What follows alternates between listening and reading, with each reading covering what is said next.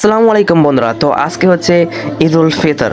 তো এই ঈদ উল ফিতরের নামাজ পড়তে আমাদের গ্রামের মসজিদে যাচ্ছি, যেহেতু আজকে এত পানি হচ্ছে, দেখতে পাচ্ছ চারিদিকে কাদা, এবং সেই পাশে দেখতে পাচ্ছ ওখানে খেলা হবে আমাদের গ্রামের, এবং আমি সেখানে চলে যাচ্ছি। আমি একাই একাই হেঁটে চলে যাচ্ছি, কারণ হচ্ছে এতটা পানি এসছে আমাদের যেখানে নামাজ হয় কারবেলা, সেখানে আমরা যেতে পারিনি, ওই জন্য গ্রামের মসজিদে আমি নামাজ পড়তে চলে এসেছি।